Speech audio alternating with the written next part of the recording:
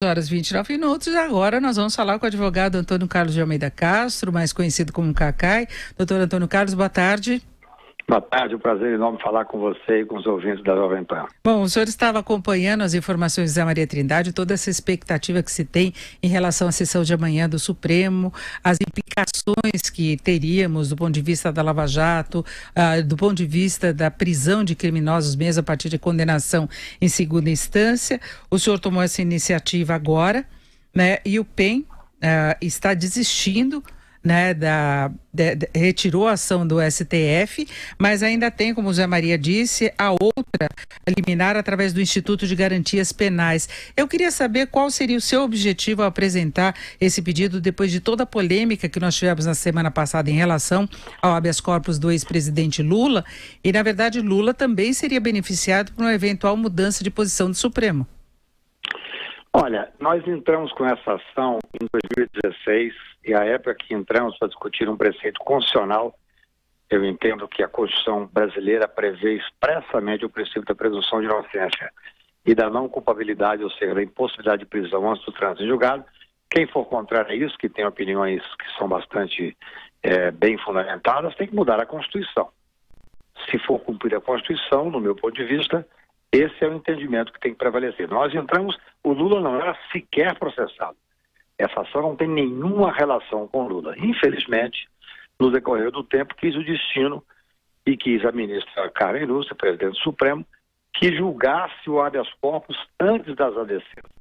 Nós queríamos julgar as ações diretas de constitucionalidade antes do julgamento do habeas corpus para despersonalizar essa discussão. A ADC é um processo sem rosto na capa, não tem o nome de ninguém.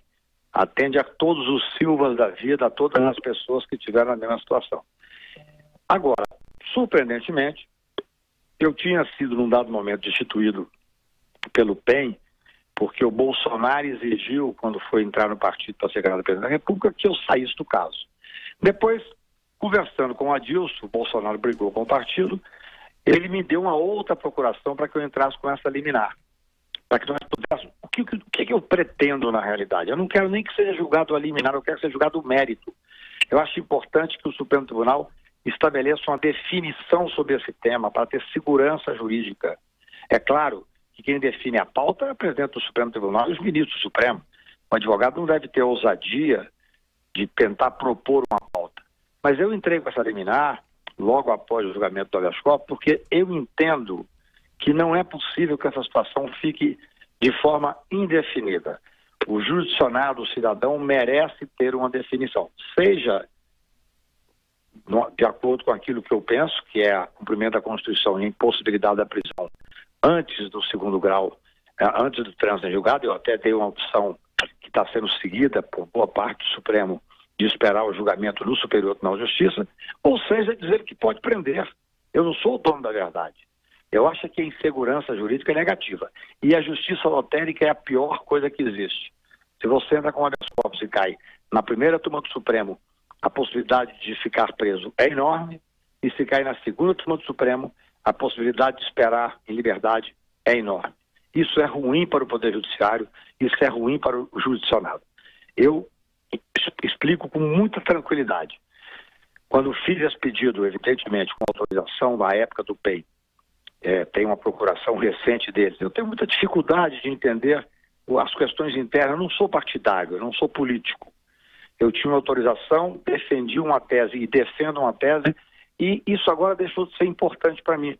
Porque na segunda-feira, ao ver que estava havendo um movimento interno do partido, eu entrei com um pedido de liminar em nome do Instituto de Garantias Penais, que é um instituto que nós fundamos há mais de 10 anos em Brasília, um instituto respeitado, porque para nós é importante, é fundamental que o plenário do Supremo defina de uma vez por todas essas questões. Pode ser contra o meu entendimento, eu não sou o dono da verdade, mas que tem uma definição. O Brasil precisa de uma definição. Não é possível essa exposição do Supremo Tribunal Federal, essa tensão entre as mais diversas setores da sociedade.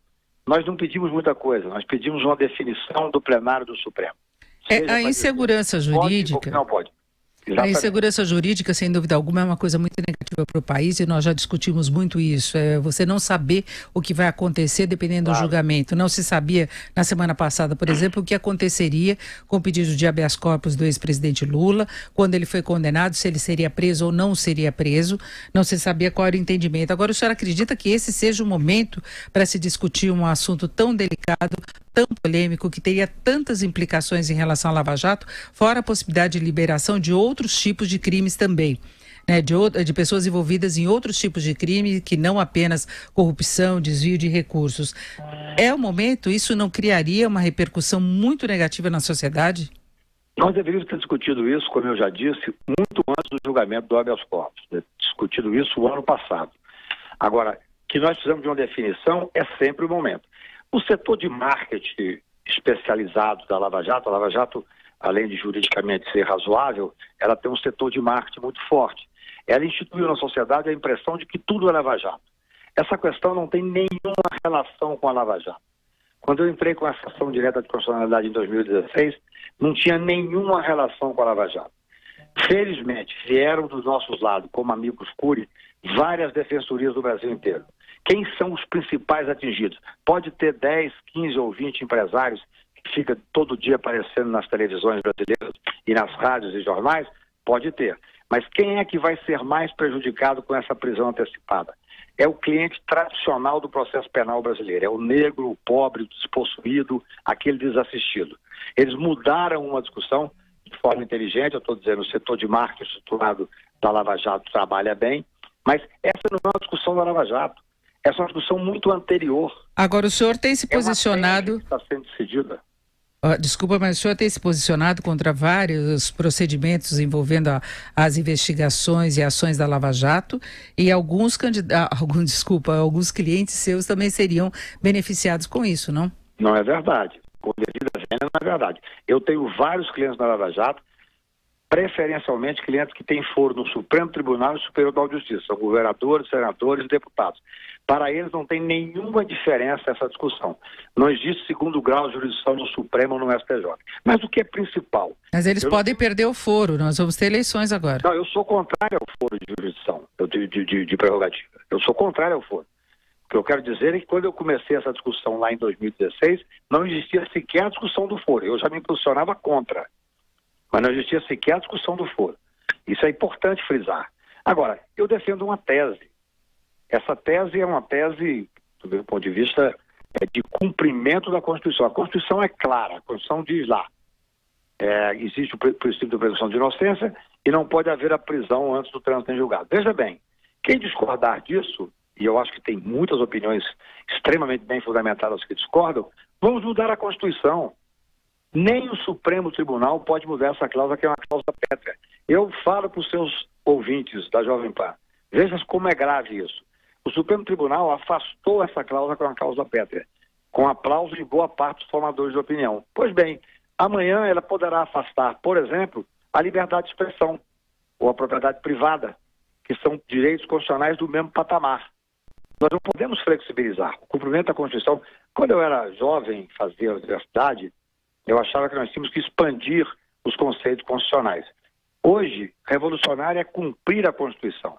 Nós temos que cumprir um preceito que existe. Se formos contrário a ele, vamos mudar esse preceito. Agora, o que eu quero deixar claro para os seus ouvintes, essa discussão é muito anterior à questão da Lava Jato. Ela não tem nenhuma relação, não devemos parar de achar que tudo no Brasil é Lava Jato. Há um bom esquema de marketing para dizer isso. As defensorias públicas apresentaram junto ao Supremo Tribunal Federal os dados estatísticos que comprovam a enorme quantidade de pessoas que são presas e que depois são absolvidas ou têm a pena diminuída e muda o regime. Isso é que interessa.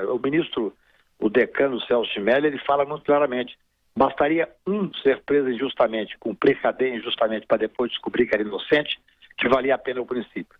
Mas as defensorias, não sou eu que tenho clientes, como você diz, que estão sendo processados pela Lava Jato. São as defensorias públicas que têm como clientes aquele tradicional desassistido do processo penal. A defensoria mostra que esses, às vezes, dependendo do tipo do crime no STJ, até mesmo 40% são modificadas, ou absolvido, ou mudança de regime. Eu acho que nós temos que visualizar a realidade nacional. Nós temos o terceiro maior país em população carcerária do mundo. São quase 800 mil presos, sendo que mais de 45 em prisão provisória, sem culpa formada. Nos presídios que, sinceramente, recentemente o Supremo Tribunal condenou o Estado brasileiro pelo estado de coisa inconstitucional, pela miserabilidade dos presídios, pela condição desumana dos presídios. Nós, para levar 15 ou 20 pessoas importantes nesse país para a cadeia, para satisfazer essa sanha punitiva de parte da sociedade brasileira, a sociedade que lê jornal, que compra jornal, que vê televisão, está fazendo com que uma grande massa de desassistidos vá para o presídio. Essa é a realidade que nós temos. Agora, o problema não é só liberar, o problema é dar o tratamento correto, a justiça ser muito mais ágil do que ela é, porque se evitaria essa situação para todos, não apenas aqueles relacionados a Lava Jato. Nós ouvimos o advogado Antônio Carlos de Almeida Castro, mais conhecido como Cacai. Doutor Antônio Carlos, muito obrigada pela sua participação aqui no Jornal Jovem Pan. Uma ótima tarde. Um prazer falar com você, uma alegria falar com seus ouvintes.